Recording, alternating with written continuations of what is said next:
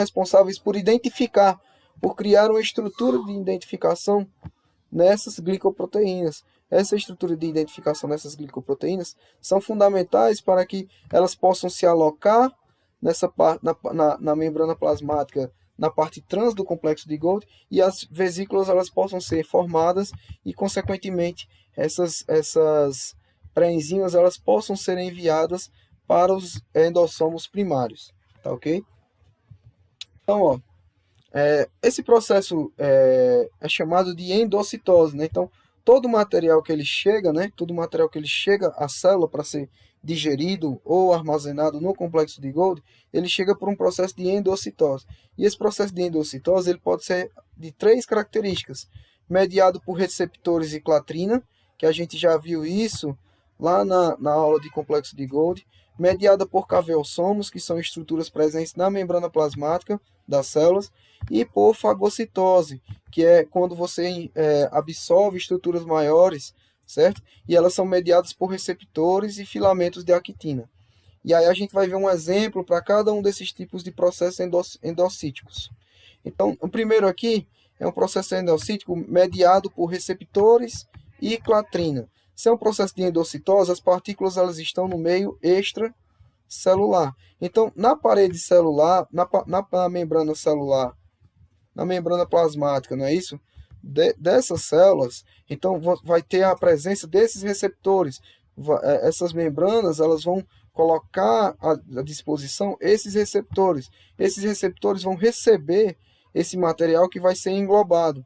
Posteriormente, nós temos a presença de outras estruturas chamadas de adaptinas, certo? Essas adaptinas elas são importantes porque elas que vão receber as clatrinas, que são as proteínas que formam as vesículas. Essas clatrinas aqui, pessoal, elas chegam, se ligam às adaptinas que estão presentes na membrana plasmática da célula, e por elas terem essa característica côncava, não é isso? Por elas terem essa característica côncava, elas vão formando esse bolsão, e todas as estruturas que estavam presas nos receptores, todas as moléculas que vão ser endocitadas, que estão presas nos receptores, elas vão ser englobadas por essa estrutura, formando assim uma vesícula. Quando a vesícula é formada, essas clatrinas elas se separam. Elas se separam e a vesícula é enviada para o endossomo primário. Aqui nós temos imagens de fotomicrografia, né, de eletrônica. Então você tem aqui a presença, né, da formação do bolsão. Aqui você tem as substâncias que estão chegando. Certamente elas estão se ligando a receptores, elas estão presas nessa estrutura da membrana plasmática por receptores, e aí você vê que vai ter um processo de invaginação, né? Então ela vai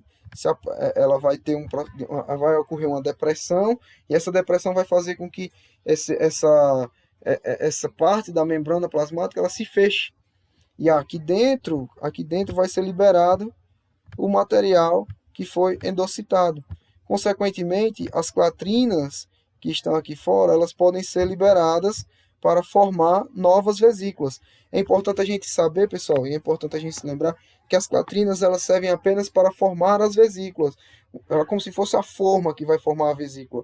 Uma vez que ela forma a vesícula, ela se libera dessa vesícula, e essa vesícula ela se transporta livremente até chegar nos endossomos primários.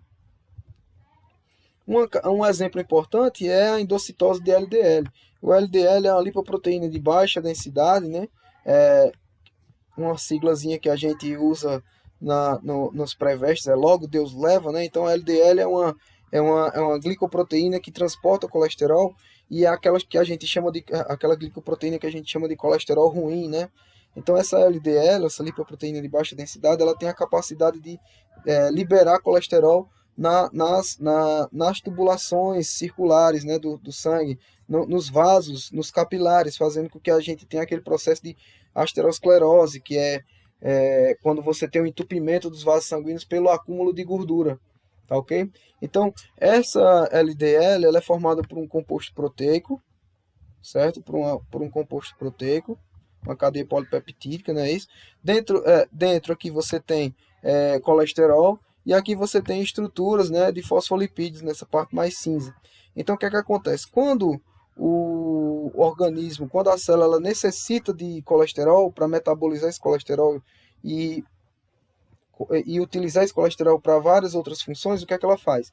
Ela libera um receptor aqui, ó, no meio externo, ela libera um receptor aqui no meio externo. Esse receptor é um receptor específico de LDL, então só quem vai se encaixar aqui é o LDL. Então o LDL ele vem, se liga a esse receptor, tá ok? E aí, consequentemente, as adaptinas que estão presentes aqui na membrana plasmática, elas vão se fixar às clatrinas, então você vê aqui a chegada das clatrinas. As clatrinas, por elas terem essa característica côncava, elas vão formar esse bolsão e, consequentemente, a formação da vesícula. Quem é que está aqui presente dentro da vesícula? Quem é que vai estar presa ao receptor? A molécula de lipoproteína de baixa densidade, a LDL. E aí, consequentemente, após a formação da vesícula, as clatrinas se libertam. Porque, como eu falei para vocês, as clatrinas elas são apenas a forma de formação da vesícula. Então, essa vesícula ela vai até chegar, não é isso, ao endossomo primário. Ela vem até chegar ao endossomo primário.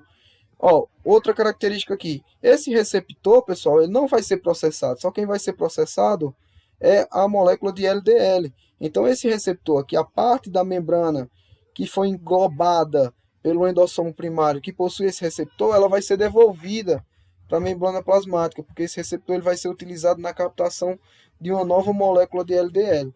E aí, conforme o pH ele vai diminuindo, esse endossomo primário ele passa a ser chamado de endossomo tardio, e, consequentemente, você vai ter aqui a formação do lisossomo quando o pH ele estiver em torno de 5. E aí, consequentemente, você vai ter a liberação do colesterol, né, em torno de 5, e, consequentemente, você vai ter a liberação do colesterol aqui dentro dos lisossomos para que a célula possa utilizar em indefinidas funções, tá certo? Como até mesmo para a formação de membrana plasmática, que o colesterol é importante. Então, o segundo tipo de endocitose é aquela que é mediada por caveossomos. Caveossomos são pequenas concavidades que estão presentes na membrana plasmática e elas são bem pequenas, Então, por isso que elas são até, vocês conseguem visualizar elas em livros, em imagens de fotomicrografia, elas estão em grupos, certo? Elas não necessitam de clatrina para a formação dessas microvesículas, dessas pequenas vesículas, certo? Então, elas são pequenas cavidades, né? Que são ricas em colesterol e glicolipídios e apresenta também uma proteína chamada de caveolina. Essa proteína caveolina que vai contribuir para a formação desses pequenos bolsões. Então, esses pequenos bolsões eles são responsáveis por receber material extracelular, principalmente material extracelular solúvel, né, proteínas solúveis, parte fluida do material extracelular. Então, ela vai absorver uma parte fluida do material extracelular, incluindo pequenas moléculas solúveis nessa parte fluida. Por quê? Porque, como eu falei para vocês, é uma pequeníssima vesícula. Moléculas muito grandes não tem como ser transportadas, por esses caveossomos, tá ok?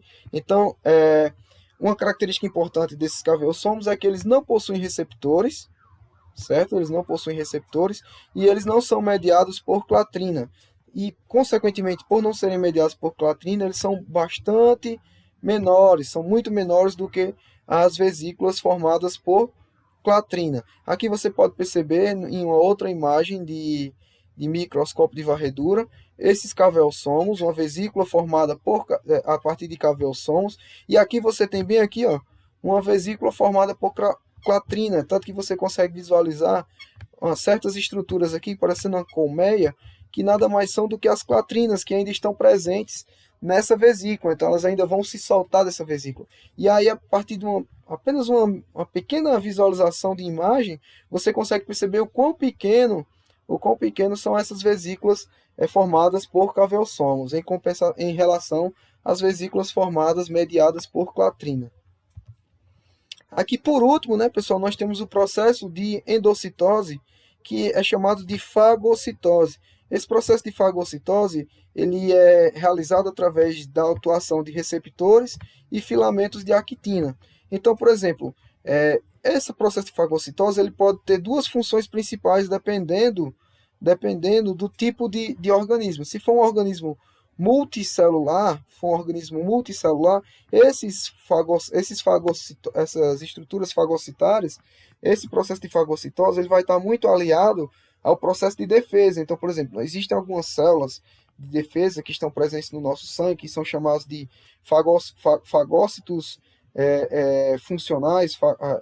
Então, esses fagossomos, né, são células de defesa, como macrófagos, como neutrófilos. Então, esses fagossomos, né, eles são responsáveis por captar estruturas invasoras e digerir essas estruturas invasoras. Então, por exemplo, quando você tem a presença de uma estrutura invasora, essa estrutura invasora ela vai ser marcada por o que a gente chama de anticorpo. Então, os anticorpos ela vem e marca essa estrutura invasora, tá ok? Ao marcar essa estrutura invasora, essa estrutura invasora ela vai ser encaminhada, não é isso? Na realidade, ela não vai ser encaminhada, mas ela vai ficar lá, ó, sinalizando para essas células de defesa, né? Ela vai estar lá, essas estruturas aqui, elas vão estar lá sinalizando para essas células de defesa que tem uma estrutura invasora dentro do organismo. Então, essas células de defesa, elas vêm, visualizam esses anticorpos e encaixam esses anticorpos em regiões receptoras que estão presentes na membrana celular, através da utilização do seu citoesqueleto, de filamentos de actina que formam o citoesqueleto dessas células. Você vai ter a formação dessas projeções e aí, consequentemente, o englobamento, né, dessa estrutura estranha, dessa estrutura invasora por esses fagossomos, e aí você vai ter o processamento, a digestão, a deteriorização dessas estruturas invasoras, fazendo com que o processo de infecção ele não se realize, tá certo? Aqui nós temos uma imagem. Até aqui a bactéria, a bactéria ela está até em processo de divisão, certo? A bactéria ela está até em processo de divisão, e aí você vê a formação dessas estruturas, que são chamadas de pseudópodes, não é isso? Então você tem a formação dessas estruturas, essas estruturas elas são responsáveis por englobar esses compostos invasores. Lembrando que esses compostos invasores eles estão sendo sinalizados, né? Eles estão lá no plasma sanguíneo, por exemplo, e eles estão lá com os anticorpos fixados nele, que esses anticorpos servem para sinalizar, né, para essas células, para os macrófagos, nesse caso aqui o neutrófilo, não é isso? Então ela serve para sinalizar para o neutrófilo que ali tem uma estrutura invasora, ela necessita ser metabolizada. Uma característica importante também, pessoal, é que esse processo de fagocitose, ele pode ter uma outra função quando a gente fala de seres unicelulares. Então, nos seres pluricelulares, nos seres multicelulares, esses fagossomos eles têm uma função principalmente de defesa, de englobar estruturas invasoras. Já para os seres unicelulares, você tem a característica de alimentação. Então, elas vão ser utilizadas, por exemplo, esses pseudópodes, eles vão ser utilizados para captar estruturas que vão servir para alimentação, vão servir para fornecer energia para esses seres unicelulares, certo? Ainda, pessoal, existe um tipo de fagocitose que a gente chama de autofagia, que é uma autofagocitose. Então, como é que essa autofagocitose ela ocorre? Dentro das células, existem as organelas, por exemplo. Essas organelas são as estruturas responsáveis por realizar diversas funções dentro da célula. Entretanto, essas estruturas elas envelhecem, necessitam ser substituídas. Essas organelas que envelhecem e são substituídas, elas são englobadas por pedaços, restos de membrana, né? Fragmentos de membrana plasmática que estão soltas dentro da célula, e esses fragmentos de membrana plasmática eles se unem e englobam essas organelas velhas, processando assim essas organelas. Aqui nós temos uma uma foto de microscópio de varredura, e aqui você vê esse processo de autofagia, não é isso? Então esse processo de autofagia com as membranas englobando dois tipos de organelas, englobando uma mitocôndria e englobando um peroxissomo. Possivelmente são organelas velhas que não estão realizando a sua função corretamente, elas vão ser metabolizadas, vão ser digeridas, certo? Então você vai ter essa formação aqui, ó. Você vai ter esses pedaços, esses fragmentos de membrana. Esses fragmentos de membrana eles vão se unir e vão formar essas estruturas fagocitárias que nesse processo que a gente chama de autofagia. Autofagia porque estamos fagocitando estruturas que são presentes dentro da célula, certo? E não estruturas que estão vindo de fora da célula. Ainda, pessoal, a título de curiosidade, né? A título de curiosidade, existem outros mecanismos para a entrada de substâncias que vão ser metabolizadas dentro dos lisossomos. Então, por exemplo, algumas proteínas velhas, algumas proteínas que não conseguem mais funcionar, que não são mais funcionais e estão soltas no citoplasma da célula, elas podem entrar dentro do lisossomo sem a utilização de vesículas. Elas entram através de umas proteínas transportadoras que estão presentes na membrana do lisossomo, tá ok? Na membrana lipoproteica do lisossomo. Então, essas proteínas aqui, da mesma maneira que as pré-enzimas elas vêm com as vesículas, mas elas necessitam se identificar para que o complexo de Golgi veja que essa enzima é uma enzima que tem que ser enviada para o lisossomo. Essas proteínas que estão soltas e não são mais funcionais dentro da célula, elas formam uma sequência de aminoácidos que a gente chama de CAFEC, certo? Elas formam uma sequência de aminoácidos que a gente chama CAFEC, e essa sequência de aminoácidos ela serve para sinalizar que essa proteína aqui ela não é mais funcional. E através dessa sinalização aqui, como se fosse um cartão, né, de permissão, esse cartão de permissão faz com que essas proteínas que estão presentes no lisossomo elas se abram e permitam a entrada dessas proteínas velhas, para que essas proteínas elas possam ser metabolizadas dentro dos lisossomos. Então, é importante a gente lembrar que tudo que entra no lisossomo não é proveniente de vesícula, nem tudo é proveniente de vesícula. Algumas proteínas que não são mais funcionais, que estão presentes dentro do citoplasma das células, elas conseguem entrar dentro dos lisossomos através de uma pequena mensagem, né? Através de uma pequena mensagem que elas expõem. Então elas criam uma pequena mensagem que vai ajudar o lisossomo a identificá-la como uma proteína que necessita ser metabolizada. E aqui nós temos um esquema, né, do sistema endossômico lisossômico, certo? Você tem aqui um processo de fagocitose, quando trata-se do englobamento de estruturas mais sólidas, não é isso? Você tem aqui um processo de endocitose, quando você tem englobamento de estruturas menores. Essas vesículas elas vão se juntar na formação de uma estrutura maior que a gente chama de endossomo primário, com pH em torno de 6,5. Esse pH ele vai diminuindo conforme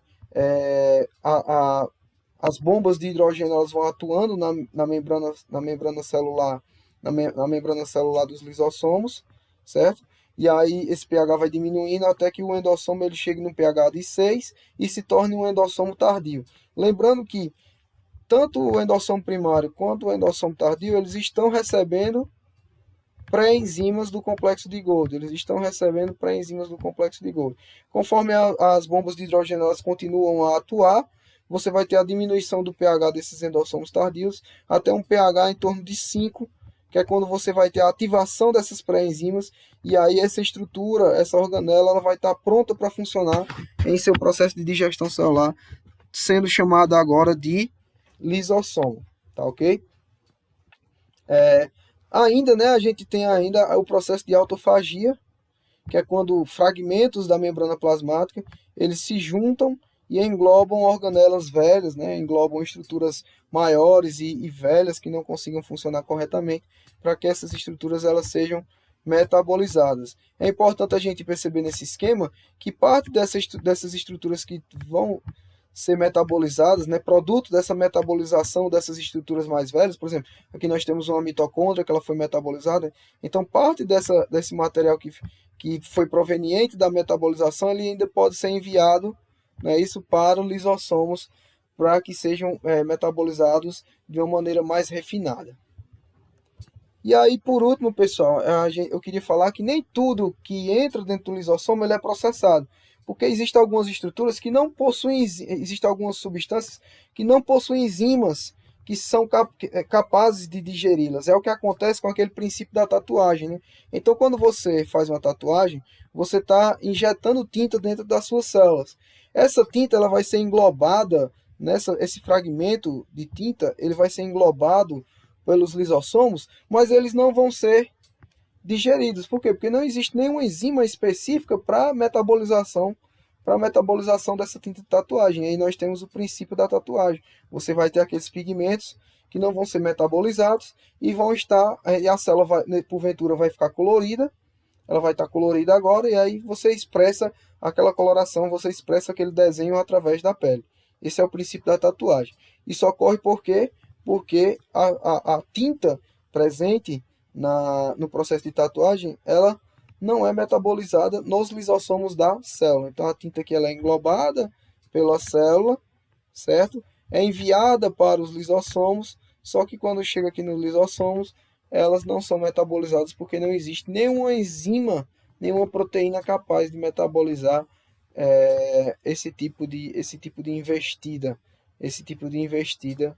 samurai, tá certo? Então, esse tipo de investida samurai, sei de onde foi que eu tirei isso, viu? Então, pessoal, a gente vai ficando por aqui. Estamos finalizando não só esse estudo do sistema de nanomembranas, como também estamos finalizando, né, o nosso curso de citologia. Foi um prazer estar com vocês e até a próxima.